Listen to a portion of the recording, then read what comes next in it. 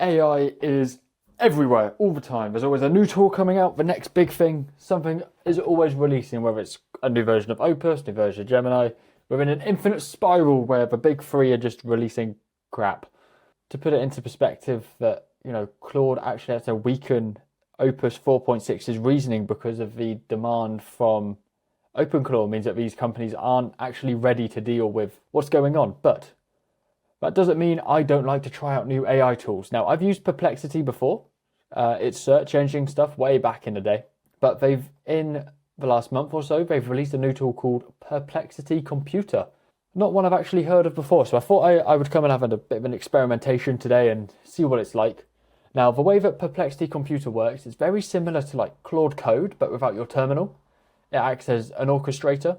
So what you would do is you would type your prompt in here, let's say build me a game, which we have an example in a minute of something, and I'll explain the cost of this development too.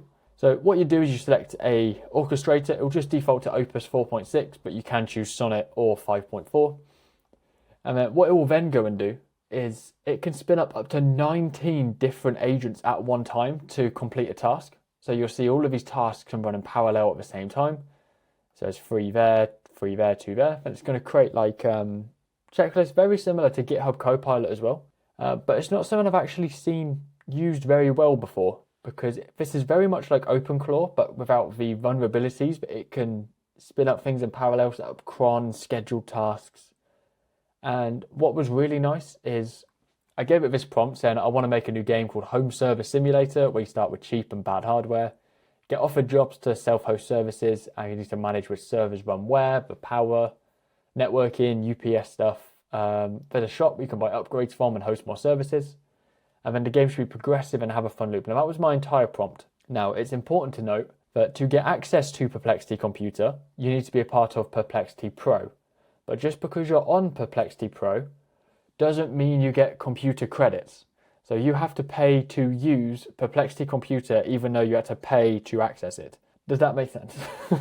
So I got 0 Pro credits. I've purchased 1,000. Now this cost me $12. $2 of that was tax, which equates to about £9. And this one thread here, so if I start from the prompt and just work my way down, you'll see it made an index, a style, and a game.js, and then tested. So you see it did run a good few tests, updated a few files, and then we will actually have a look in a minute. I haven't touched that. I've just done the prompt, as of this morning. But if I come up to usage, you'll see that this project used 514.72 credits in 10 minutes. So on average, if I was to keep working on this, I'm spending £4.50 every 10 minutes. So that maybe works out to like £30 an hour you'd be spending on Perplexity Computer to do your tasks. And that's unless you upgrade to the max plan. But I'm not spending $200 a month unless Perplexity, if you want to talk. I would allow that. But the whole kind of thing I want to show today is how powerful AI tools are actually getting, and how, I don't want to say accessible they're coming just because of the cost now. But Perplexity Computer is not something I've ever used before, and I really want to know if it's good.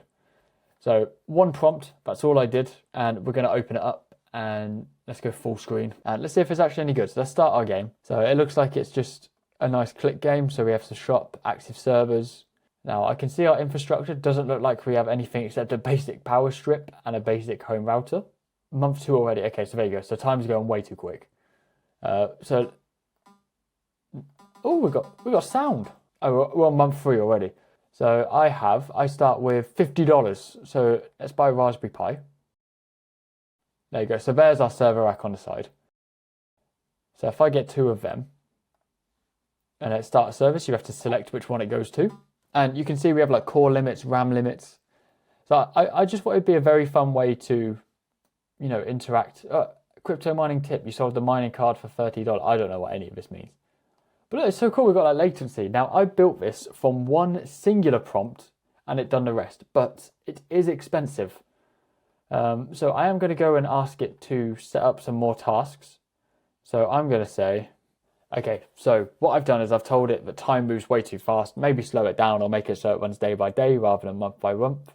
And I've also told it to update the game every 10 minutes. So what I'm hoping it then does is set up its own cron job. Now, I'm not sure if that's how it 100% works, but I am learning here because that's what I like to do. I like to learn. Now watching our credits again, we're now at 640 spent within 10 minutes, and it's all on text as well. There's no images, audio, or video being used. There you go. So yeah, you can see in its to-do list, it's going to set up a 10-minute recurring cron, but I don't think it's even going to get there. So I'm going to let this one play out, and we'll see how that goes.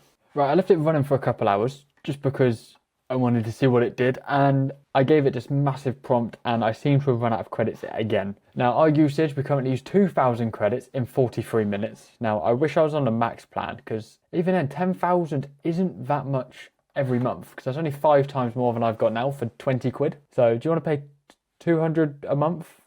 I mean, 35,000 sounds good, but that 10k, not really. But my point is, you can't do much with these AI tools at the moment.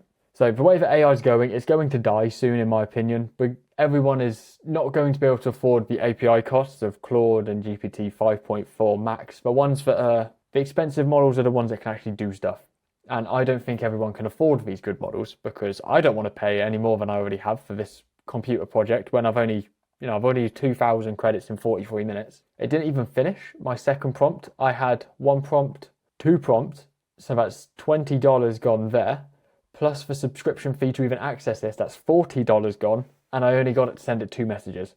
That's how expensive this is when it spins out this many models. But you can see what it did. It started running tasks in parallel again, and if we scroll down a bit more here, so you can see it does testing with screenshots, which is nice, so it does interact with everything. Yeah, so you can see my other prompt here. I was telling it to change the scheduled tasks to get rid of that. Oh, maybe it was 3 prompts we did then. There was 1, so 2. So yeah, it was 3 prompts, not 2, sorry. But still, that's like nothing. But you can see here, this is where 90% of my credits went. Sonnet 4.6 was active for 10 minutes on one agent session, doing a large-scale rewrite. So it was rewriting loads of code. And then Sonnet 4.6 spun up again for another 3 minutes and did a load of extra stuff. And then the sub-agents completed, and it was checking it all over. And then it started testing stuff again, so the to-do list. And there was a tutorial that is set up, but it doesn't look like it even come across for some reason, which is really annoying. And the game state is empty, which means it's not in the window.game. And you know, that was pretty much it. I mean, I've reached my spending limit. I don't want to put any more money into this because it's already cost me nearly 50 quid today. And I don't know if what I've got out of it would even be worth 50 quid. I mean, we start with $50. Let's go and buy our Raspberry Pi 3s, I guess, and accept a couple jobs. Let's get a static website going. There you go, I can't even host that one yet. The whole point here is I just wanted to kind of experiment with some new AI tools. You can see how good this one is, to be fair. What it made is brilliant. So if I could afford the max plan, I would 100% do it. But this isn't the only thing Computer is good at. Computer can do a lot of other things. So it's essentially just, you know, OpenClaw and Claude Code on steroids, really. How much is, I mean, for Max, I want 167 a month. Like, that's expensive. I'm not going to give up there. There's a cheaper way to do stuff like this. Yeah, we're going back to our old friend GitHub Copilot. So over here, I've been adjusting it on the side. And you can already see I've done 4 prompts. And I haven't hit my limit yet. So if we bring up my Copilot limit, you'll see my premium requests, 4.7% out of my 100%. Now, I am on the student tier. But that's, I think it's worse than GitHub Copilot Pro. So it's like the middle ground between free and pro. To be fair, as powerful as Computer is, and that has an orchestrator that can spin up 19 sub-agents, I can't think of a good reason that I would ever need that. I could, you know, just stick with Claude Code or, you know, GitHub Copilot. It would be really nice to find an AI tool that is worth the money, because even Claude Code is getting expensive now. Cool, there you go. So I'm running it inside of a browser now, inside of Visual Studio. And there you go. So now I can continue working on my game without paying 50 quid a minute, which is awesome. So, you know, let's accept another job. Can't do that one. But what's really cool, this is actually quite cool, to be fair. So it's incredible what it does make. That's the point here. And you can see we're actually making money every minute now, rather than, well, I said, like, there you go. You can see it's actually moving a bit faster. Now, what are my thoughts on Perplexity? So Perplexity Pro, the tier that I'm on, the $20 one, which is 9 times out of 10 what people are going to go on.